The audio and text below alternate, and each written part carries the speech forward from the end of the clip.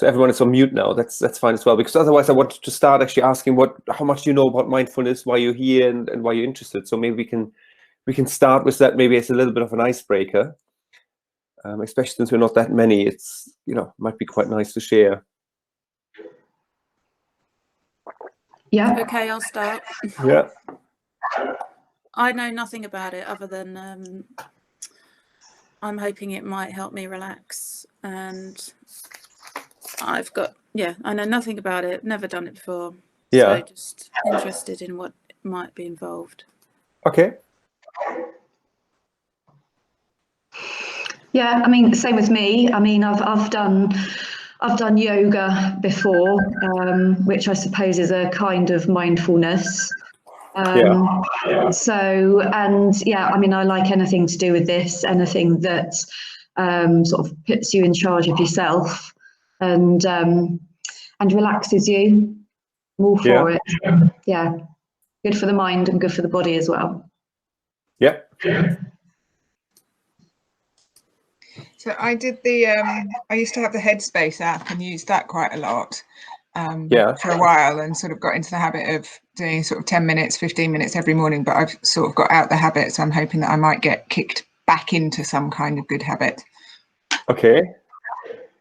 See what I can do. Yeah, and I also don't know a lot about it, actually almost nothing. And I was just interested in the topic. And it was also one of the few sessions I was able to join during the Wellbeing Week. So I thought I'd go for this one. Okay. Anyone else? Any experience? Yes, so I don't know anything about mindfulness as well. I know sometimes I've had to cope with stress at work, or I also do a lot of yoga and meditation. So I'm really interested by the topic. Okay. I mean, yoga and meditation go quite well together, actually. So, anyone else? Because a few more people joined, if I saw that correctly here. Anyone else who joined? Any experience with mindfulness or? Hey. Hey. So, hi. I don't know if I have experience with it. I sort of understand the concept. I lived in India for a lot of years and have also worked with meditation and different other things. Yeah. So I think what I'm looking for is more maybe a very practical way of how to implement it in my life, so sort of, because it can also become this concept that is very big and very, not very concrete in a way. Yeah. So maybe more like tricks of implementing it in daily life, or a way to implement it. Yeah. Yeah, we can definitely talk about that as well. So what I want to do is literally, I hope it works with all the windows. So if you stop seeing my screen, someone just shout at me, because I can't see my screen, and if I say your videos at the same time. But so essentially what I wanted to do, I wanted to give an introduction to mindfulness. So what is mindfulness? But also wanted to bring in one or two meditations, and I want to keep it, if I say, as open as possible. So if you have any questions as we go along, so what I took down, practical approaches, habits, how do I get into it? How do I maybe combine it with yoga as well? Please, please just jump in, just unmute and just jump in. So now hopefully the presentation works. Let me see. Yeah. So welcome and intro. So that's me. If you can't see me with the camera at the moment, as I said initially, for those who weren't on the call at the time, I'm sitting in my kid's bedroom in front of a window. It's just the way the setup works. So my office is taken over by homeschooling, so different times at the moment. So I have over 15 years experience working with technology startups and corporates across Europe. So originally German, you probably noticed the accent. I've been living in the UK for 20 years, almost 20 years now, next year. So I work as a business consultant and transformation coach. And I'm also a qualified mindfulness teacher, particularly in the field of mindfulness at work. So that's where I did my latest trainer education end of last year. So that's from the Mindfulness Exchange, which is a spin-off from Oxford University. So, you know, I recommend a book later on, which is by Mark Williams, who essentially is the person behind the MBCT, the mindfulness-based cognitive therapy, which looks at depression. So goes very deep into psychology. And he said, I need a different course that is more tailored towards the workplace. I did another meditation mindfulness education last year. I did an MBSR, that's a mindfulness-based stress reduction course. That's an 8-week course, which if I say is probably the most common course.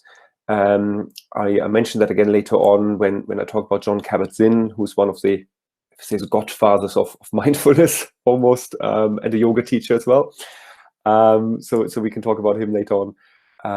Yeah, and I also run a podcast called Principles of Success, or Stories of Success is actually the podcast, and I wrote a book on the back of that. So a lot of personal development. I work a lot with habits as well, so we can always pick that up maybe after the call. And to get started, I just wanted to do a little bit of a grounding, meditation essentially. So for you who have never meditated before, and I'll repeat that later on as well again, the best way to meditate, I mean, obviously, if I say that there's probably millions of ways to meditate, but if I say important is that you have your feet grounded on the floor, unless if I say you're sitting on the floor, of course, you might want to sit with crossed legs, if that's what you prefer. And then you ideally want to have your knees slightly lower than your hips, and that's just for blood circulation. And if I say the important bit is to have your body upright. So I can't see the video at the moment, but I hope you're all kind of joining me in with that. And if you imagine someone pulls, like a puppeteer pulls your head up and you're sitting up straight, and then you slightly tuck your chin under, as if you're like holding an apple or an orange, and then your hands can just rest on your legs or in your lap. And you can close your eyes, you can just gaze to the floor. And all I wanted to do now is just taking a few minutes just to breathe and have a breathing meditation and just, if I say for us all to arrive here. So if you just want to join me in, say, either closing your eyes or gazing down on the floor, just taking a few deep breaths, just in your own time.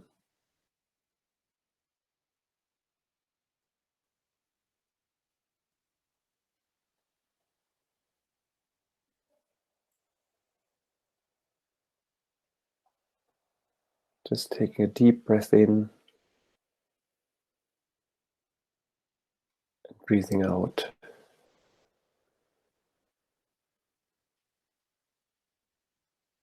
Take another deep breath in.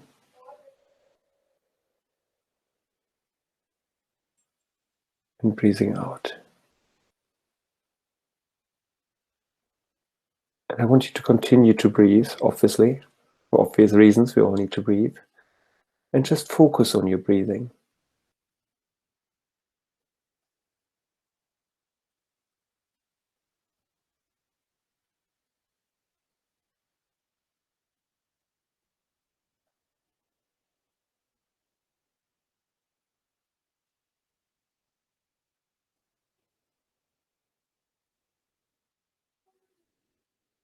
If your mind starts wandering, which is what minds do, just bring it back to your actually breath and focus on your breath.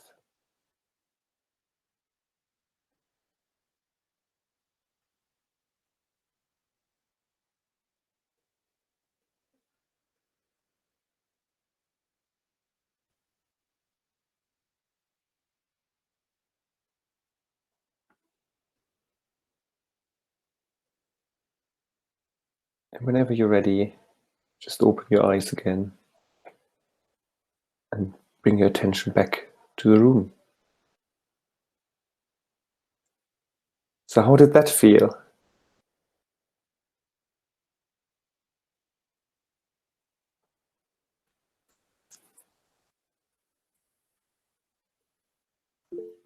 Anyone? Just go to the... Oh.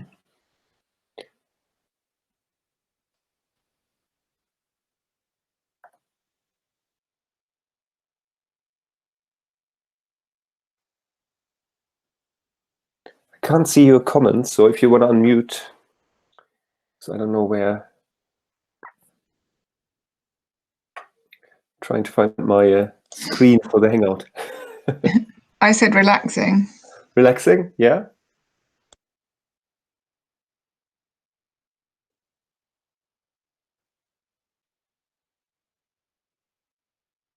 Anyone else? Any comments?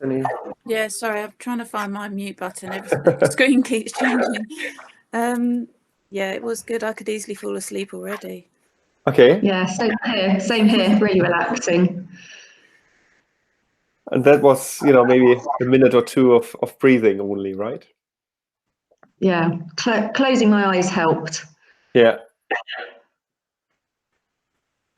Anyone else?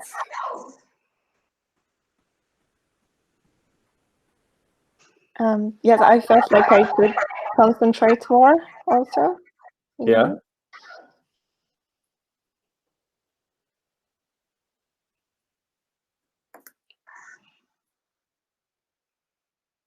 Okay.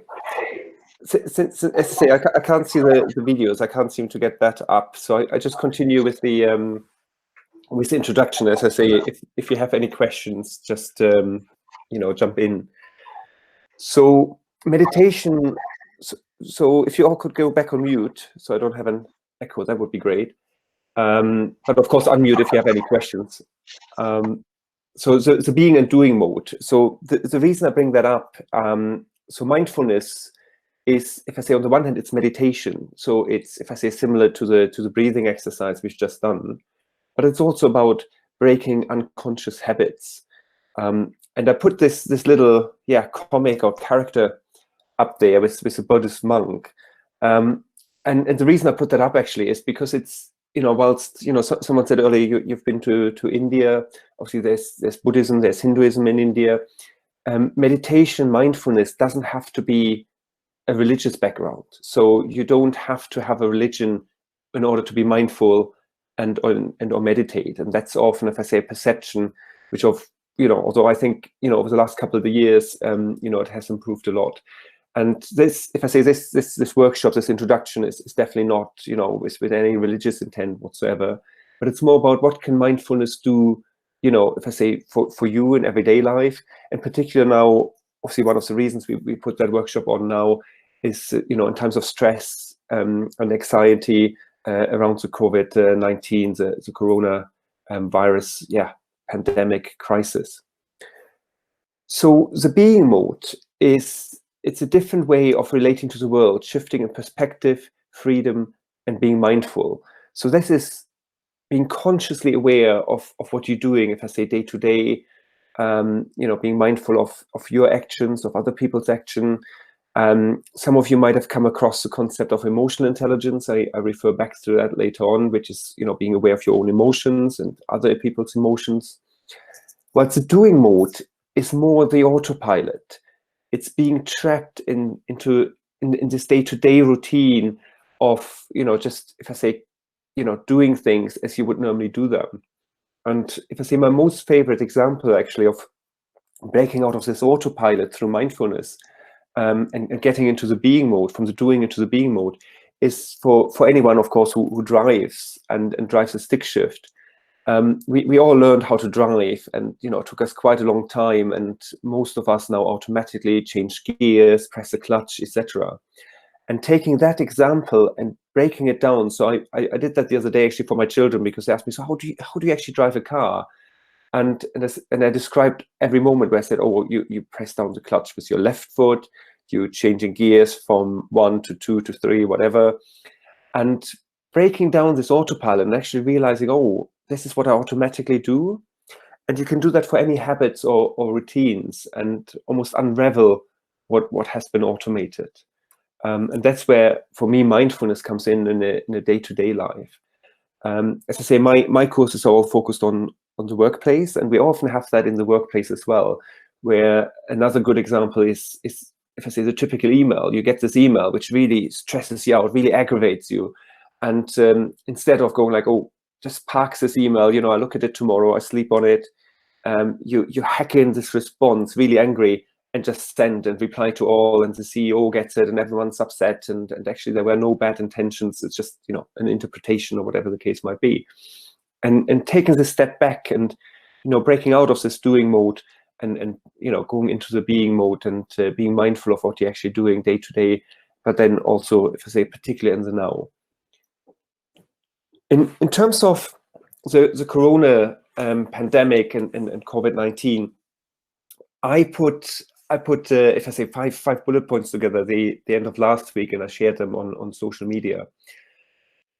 And if I see, these are my top tips in terms of handling the crisis when it comes to stress and coming to anxiety as well. So I just want to talk you through them. So one of them is don't listen to all the news you can get. Select maybe 1 or 2 resources, and ideally only check them maybe once, maybe twice a day, rather than, if I say, constantly hunting for new information. What might be going on? What am I allowed to do? What am I not allowed to do? But, you know, just reducing the noise. And obviously at the moment there's so much noise out there. The other thing is nourishing your mindfulness through regular breaks. You know, meditations, if you do. I mean, obviously some of you don't do that yet. And also doing some offline work. So we're constantly online. For a lot of us, it's new to work from home. We want to show that we're online, and then we you know, we kind of almost feel glued to this box, you know, the laptop, the computer. And just taking a book or going for a walk and breaking out from this, if you say, glued to the screen habit, or maybe printing out some slides and going through them, you know, changing the scenery, you know, if you can, of course. I mean, if you're living in a flat, you might have less ways of changing scenery. But if you're living in a house, you might move to the kitchen, to the living room, to your office. And then, of course, sports. I mean, I think we all know sports helps with mental health, and as long as you're able to go for a run, do some kind of exercise, but also sleep. I guess with most of us commuting, or actually Hogsby's not commuting, maybe it's a bad example, you know, you should actually have a little bit more time, you know, to sleep maybe a little bit longer, and also to look after your food, your intake. That all, you know, plays a role in terms of your physical health, and that influences, of course, your mental health as well. And then Zoom, Hangouts, FaceTimes, what we're doing just now. House Party is an app I haven't downloaded yet, but spend time with your mates, you know, whether it's for coffee, glass of wine, you know, or just a chat. And last but not least, just be yourself. So self-care, getting dressed in the morning, looking after yourself, put your makeup on, shave. You know, it's you know, it's still work. It's still, you know, continue with your day. Don't kind of like just hang around your pajamas and stop showering. Just you have to stay at home. So that's, you know, that will weigh you down over time. In terms of definition of mindfulness, I just love that definition from the NHS, and that's why I like to bring it up. It's awareness of thoughts and feelings as they happen in the moment, as we just experienced. That's why we often, when we do meditate, like to focus on our breath, because that's something that's happening in the moment. Because if we stop breathing, there's nothing happening, right? And it's also something we always carry with us. So wherever we are, whenever we might be stressed or anxious, we always have the breath to rely on and focus on. And the other thing I really like about this definition is being in the present moment and feel of the banister as you walk upstairs, which is such a small thing if you think about it, but it's about being aware in the moment. If I say something you constantly do, you feel the banister as you walk upstairs, but consciously, once of a sudden, feeling it and being aware, oh, there's a banister. It's actually, you know, it's there, it feels of, I don't know, wood or metal, whatever the case might be. Just waking up to, you know, to your senses, to your sight, sound, smell, and taste. So I mentioned John Kabat-Zinn. So he was a GP, or he is a GP actually. He's still around. He's actually offering a lot of online meditations at the moment via Zoom. So he's based over in, I think, New York, definitely in the US. And he defines mindfulness as paying attention in a particular way, on purpose, in the present moment, and non-judgmental. And the reason I like to use this quote again, he invented essentially the mindfulness-based stress reduction course, which is an 8-week course. And he comes from he studied Buddhism and he studied yoga, and brought these two together to come up with this mindfulness-based stress reduction course. So if you're interested in attending a course like that, that's always useful to learn how to de-stress. You know, and there are lots of online courses there as well. And he wrote a lot of good books, so if you're interested in reading that. So the benefits of mindfulness are stress reduction, and I know a few of you mentioned that.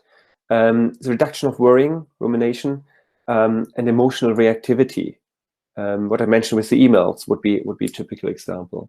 And on the other hand, and particularly in the workplace, your working memory goes up, your cognitive flexibility goes up, your self-awareness goes up, your ethical behavior goes up. So particularly important for leadership and management roles as well. Relationship satisfaction goes up, again, from a management point of view, and well-being overall, which, you know, ties back to productivity in the workplace as well. So where mindfulness sits is essentially the intersection of well-being, stress management, and performance and productivity. A couple more benefits of mindfulness, hence self-awareness, which is also, as I mentioned earlier, EQ. So I did my MBA thesis many years ago on emotional intelligence. And I believe that if I say the worlds of EQ and mindfulness are kind of merging, particularly in the workplace. So cognitive flexibility, so having a choice what to actually think, regulation of your emotions, which is also very much emotional intelligence trait, decreased stress and anxiety, and enhanced focus. And what you get in the workplace is greater insight and innovation, increased memory, increased attention, clearer perception and cognition, better decision-making, empathy and compassion. Again, emotional intelligence plays a huge role there. And I interviewed someone on my podcast actually about compassionate leadership, which I think is very important. I'm also involved in a group which is called the Mindfulness Leadership Circle, where we're looking at how to bring mindfulness into the leadership and being better managers. And again, that doesn't necessarily have to mean that you have to meditate. It's about being mindful of, if I say, other people and yourself and how this translates in the workplace. And overall, better health and well-being, better sleep, and I haven't read a study yet, but increase in disease-fighting antibodies. I don't know if mindfulness helps with corona, but I'm sure there will be studies at some point moving forward. Productivity increases as well. The reason I put that slide in is because I have a keen interest in productivity. Actually launching a course on that quite shortly. And essentially through happy employees, lower absence rates, higher output, more mindful, less emotional employees, better team players, and mentally more stable employees, you essentially create an environment where people strive, and therefore you increase your productivity. So I talk quite a bit. Are there any questions at the moment before we move on to a little bit of a scientific view of mindfulness? I'm rattling through here a bit.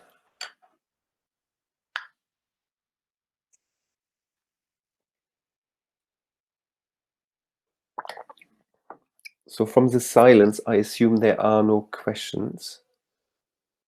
But everyone's still on the call, I take it. Yeah. Still here. Okay, good. Because I can't see the video. It's kind of like flying blind here, so it's quite interesting. It's a very mindful experience here as well for me. So I just, if I say rattle on until someone goes like, "Oh, stop." But yeah, please feel free to ask any questions. So my background, I originally studied engineering. So for me, it's always important to look at the scientific base of anything I do. And as I said, I think mindfulness, has the credibility now, and meditation as well. But a few years ago, it would have been the fluffy stuff people do, right? People would have talked about it like that.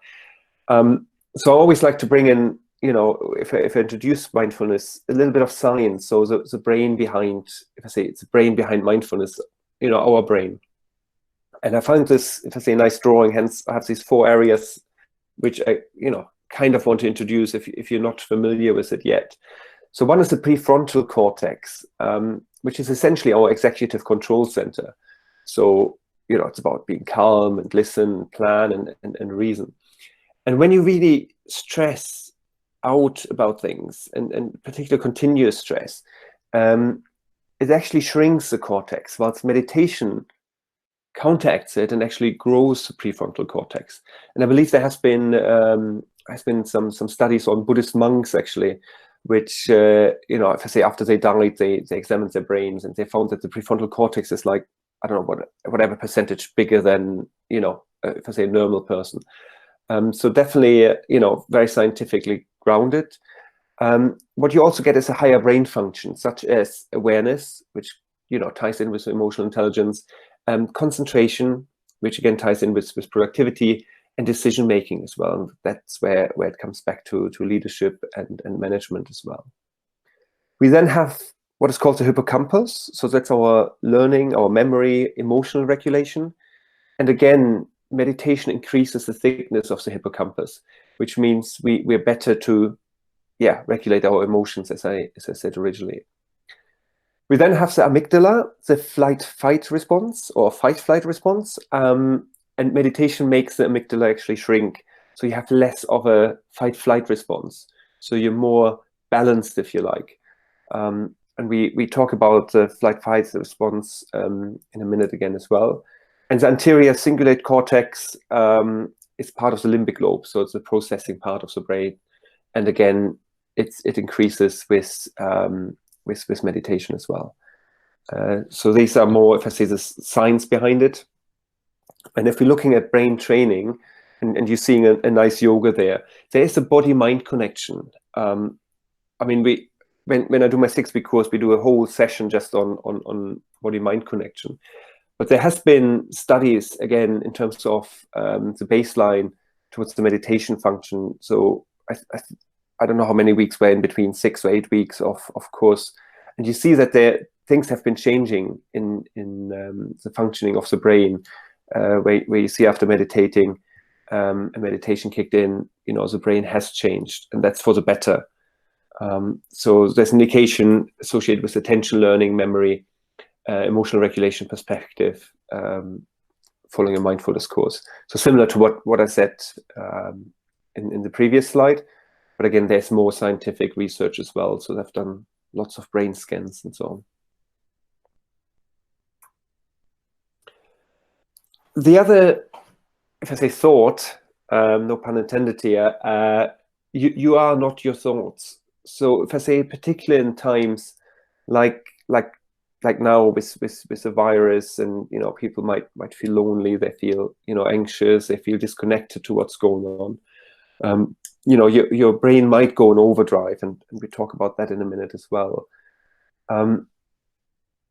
A lot of people start, if I say, thinking about things, right, whether they're good or bad thoughts, and we need to realize that what we think is not us. So it's about, mindfulness is about realizing that what you think might not actually be who you are, if that kind of makes sense. So it's more observation without criticism and being compassionate with yourself. So you might, you know, your brain might start storytelling, which is what brains naturally do. So you're all familiar with the downward spiral, right? So you catch this negative thought and you might, you know, if I say, wind yourself up, get anxious, and, you know, you get into this downward spiral of thought patterns. And the idea behind mindfulness, and that's why I mentioned also to take regular breaks and be mindful, is about interrupting the thought pattern. Because what the mind does, and again, this is based on a lot of research, it's using memory for context.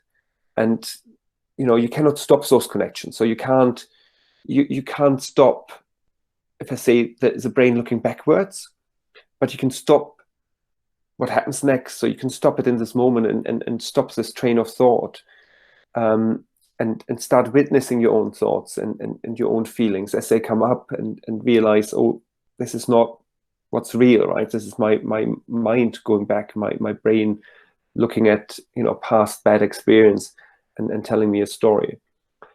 And there was a chap you might have heard of before called Viktor Frankl, who is a Holocaust survivor. And he has this wonderful quote, which I put here as well. So between stimulus and response, there's still a space. And that space is the power to choose our response. And for me, this is being aware of whenever you get input, whether this is a storytelling mind, whether this is, you know, if I say this bad email in the workplace, or maybe bad news as well from, you know, maybe, you know, you're affected or someone you love has been affected within the virus pandemic at the moment.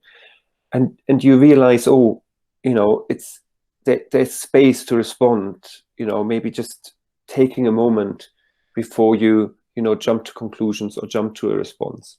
And I think that's important, you know, if I say in general, but particular, you know, if I say today and in these difficult times. So this is leading on again to what I just said. So the brain is designed to maximize reward and minimize threat, and changes. So change in general creates uncertainty. And the brain doesn't like uncertainty. The brain likes to know what's going on. And again, the classic example at the moment is no one knows when this pandemic might end. We talk about 3 weeks, we talk about 6 weeks, 3 months, 6 months even. And the brain seeks to reduce this uncertainty by seeking information. And the information the brain has is going back and looking at stories in the past. And the brain is wired to focus on problems rather than opportunities. Again, this is, you know, if I say the age-old brain, that's, you know, the cavemen, they focused on danger. They didn't focus on opportunity. And that's where it's coming from. And the danger is the amygdala hijack, which, as you just heard, it's a flight-fight response, and it's our brain going into this overdrive. And I love that picture, actually, by the way, because it kind of, when you get really frazzled out, and you just need to sit down and calm down, and have a meditation or take a meditation or just, you know, a few breathing exercises that will help you to get back to where you need to be. Any more questions, or before I move on to a little bit more of stress management? I take it it's a no. Assume you're all still there. Yeah, good with me. Yeah, thank you. It's interesting. Okay, good. Thank you. Yeah, I need to figure out how I can see both my presentation and navigate the presentation and the video for next time. But we're getting through this. It's working better actually than last time, which is good. So the modern working life. So the saber-toothed tiger. Obviously a thing of the past, but as I just said, that's where, you know, if I say our attention, our focus for danger comes from in our brain. We have, if I say in the modern working life, we have the phone, we have notifications, and one of my top productivity tips I have for anyone is to turn off all your notifications. So no buzzing, no pings, nothing, not even the counts of emails in your, you know, in your app or in your inbox, because it will never end, right? There will always be a stimulus, and the more you react to it, you know, if I say the worse it can get.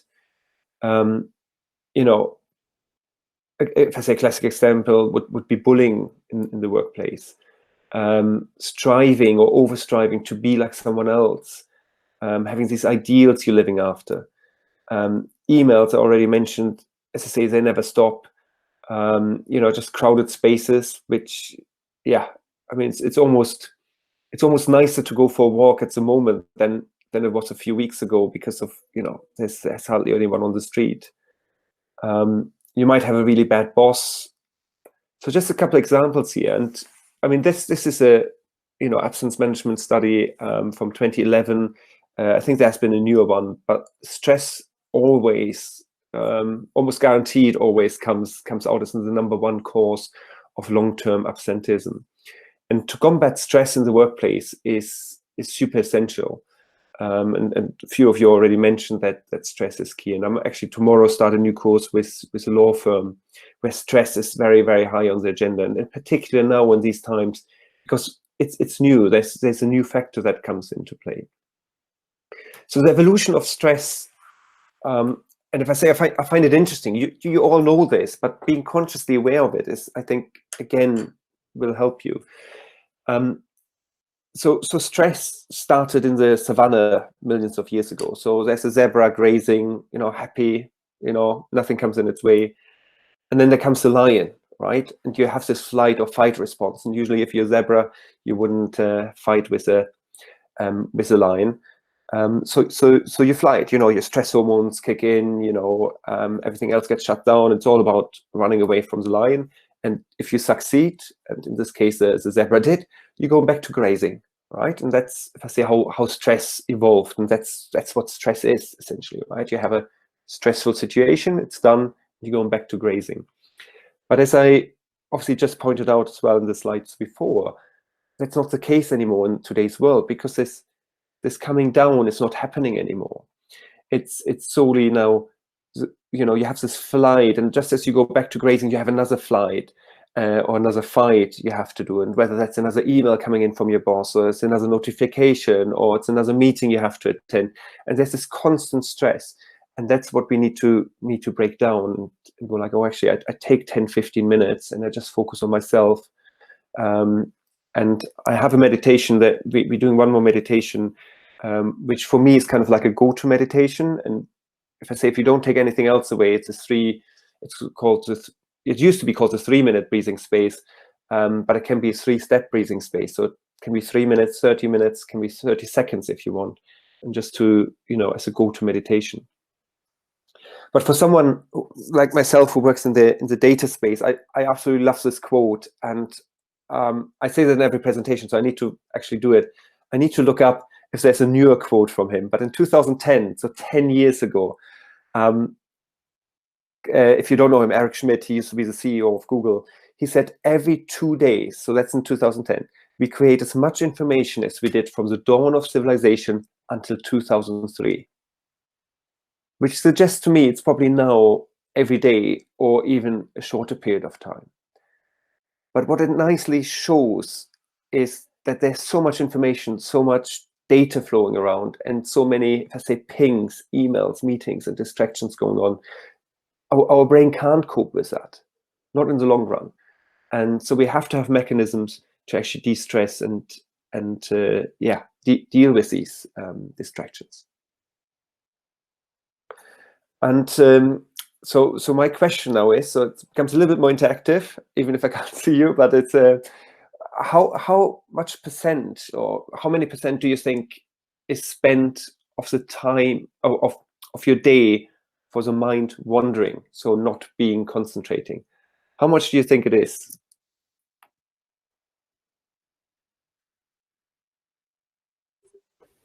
80%. 80, okay.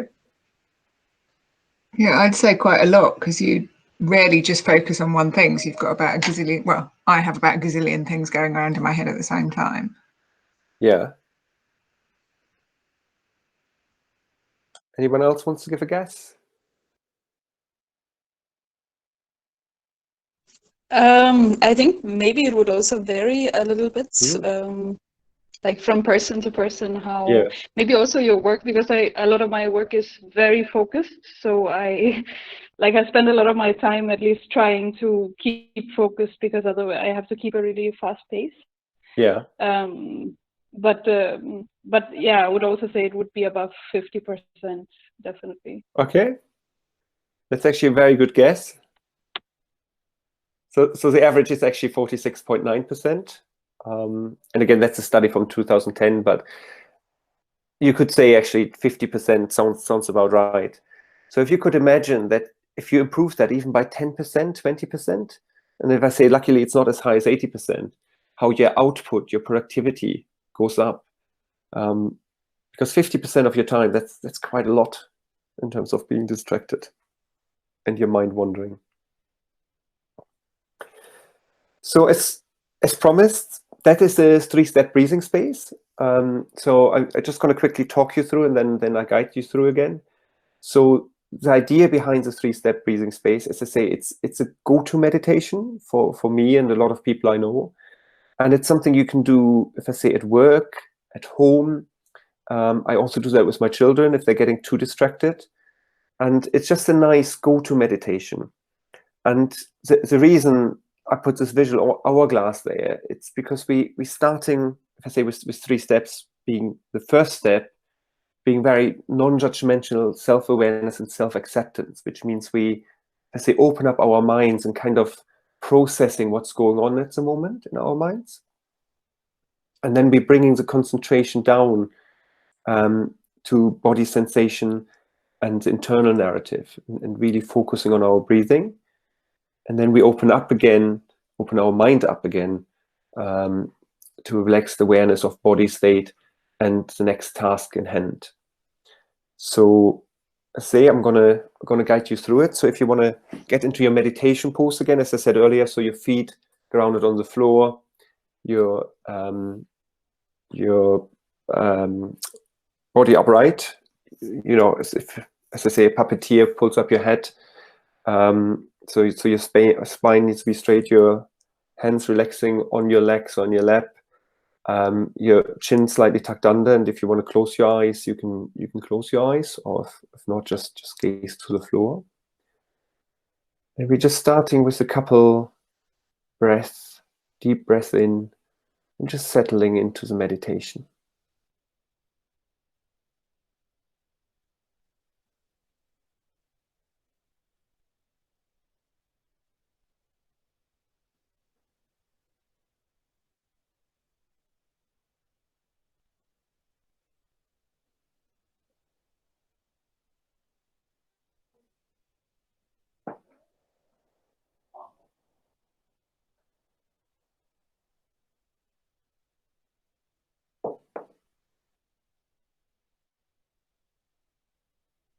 So we're focusing on our breath, also noticing what's going on in our minds.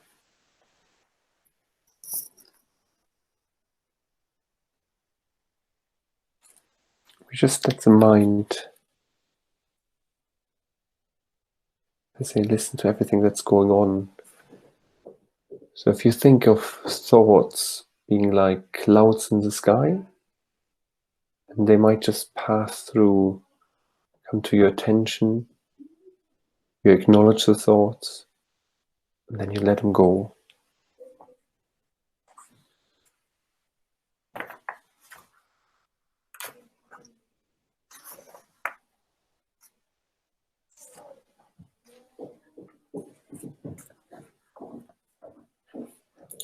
It's like a radar of things that are happening at the moment.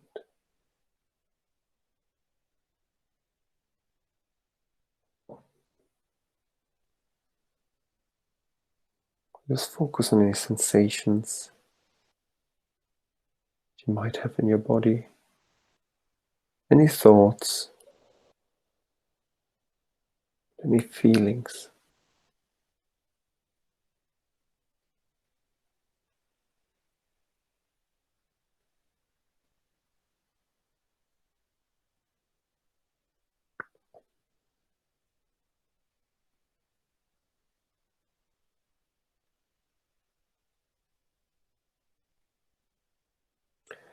We now start focusing only on the breath.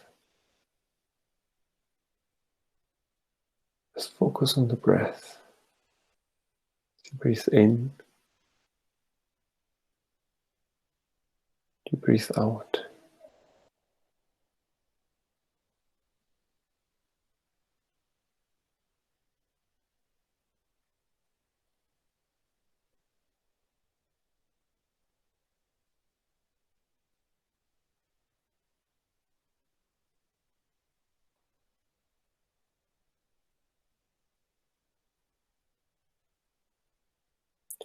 And if your mind still wanders, just bring the focus back to your breathing.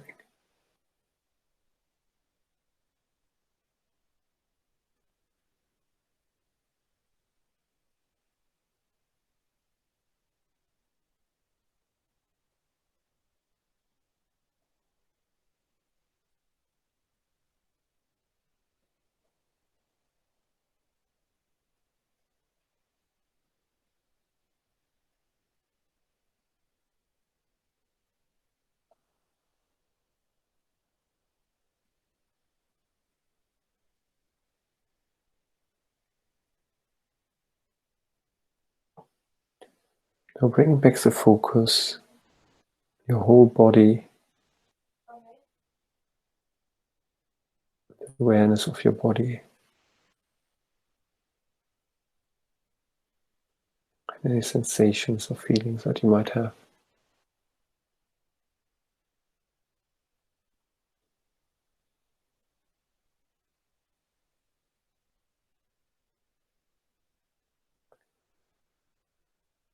And then slowly, as you're ready, just open your eyes again and bring the focus and attention back to the room.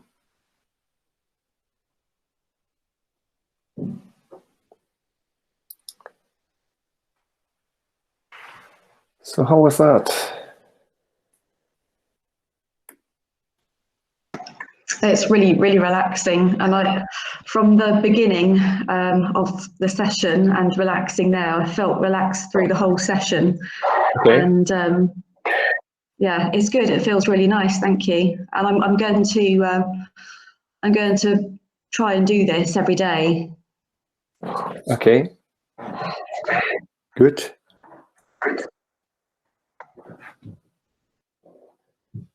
Anyone else?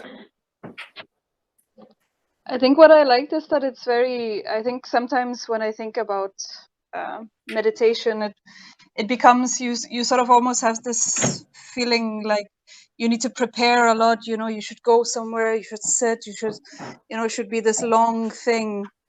And I really like the idea that you just do it wherever you are when you feel like you need it, to sort of take a step back from something that is feeling overwhelming, and also how it can sort of help you, maybe like you say, you know, instead of working on past experiences, reacting to something, you kind of take a step back and then can come back to it and figure out how do you want to react to this in a better way than your natural response, sort of. Yeah, so I really like that it doesn't really have to be long. It's this very short time where you just kind of focus on where you are and what is happening.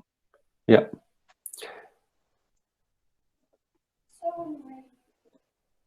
Anyone else?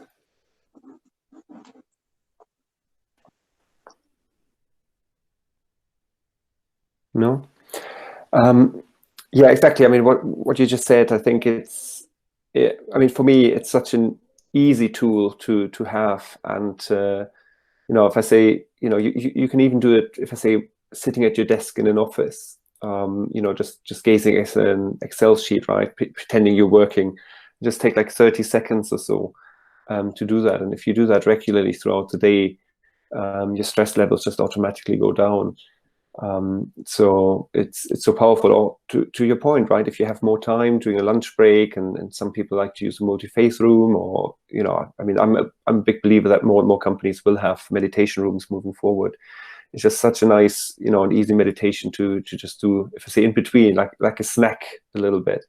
And then, of course, if you want to discover longer meditations, you know, that's, if I say, that could be a next step.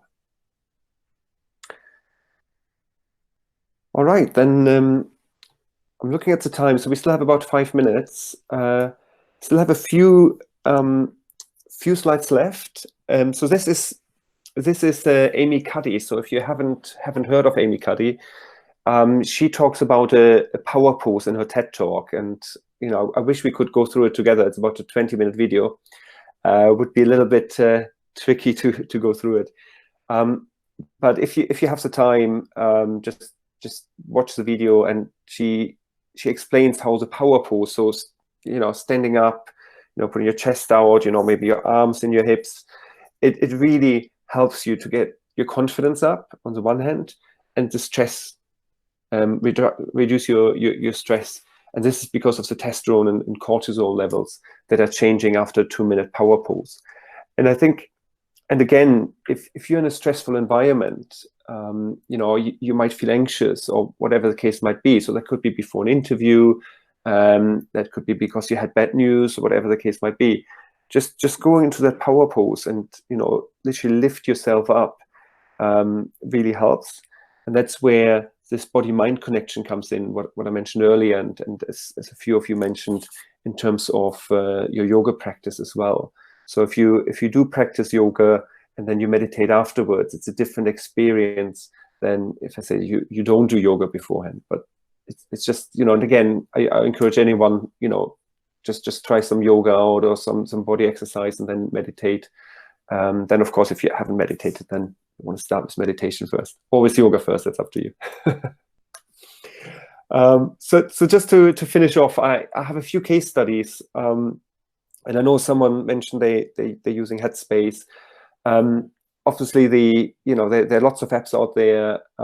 If you haven't discovered it yet, I like Insight Timer, INSIGHT.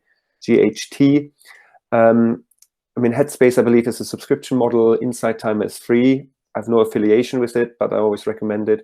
And you can also search for a lot of guided meditations there, different lengths, with music, without music, male, female voice. So it gives you a lot of variety.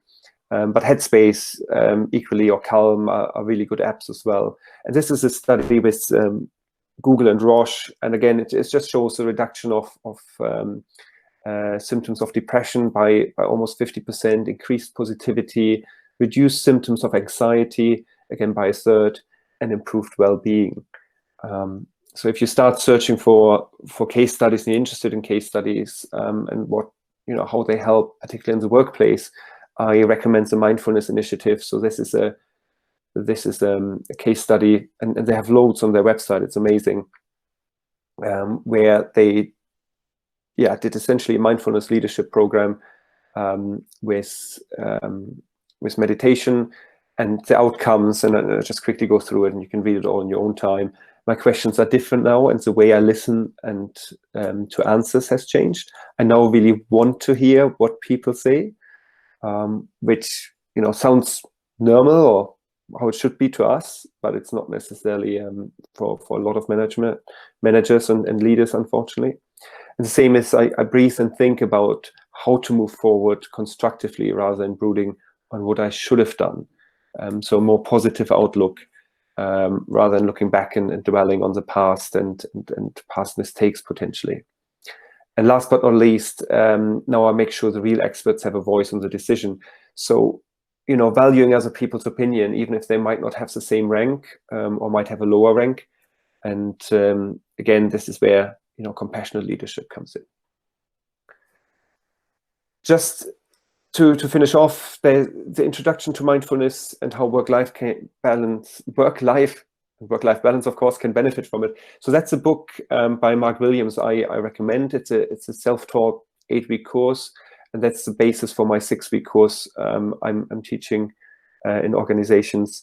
As I say, Mark Williams is behind the MBCT, and it's a fantastic book. There's another really good book from one of my trainers out there, actually, called Mindfulness for Dummies. Similar program. Definitely recommend that as well. And that's really it from my end. And I think we're bang on time, 2 minutes spare.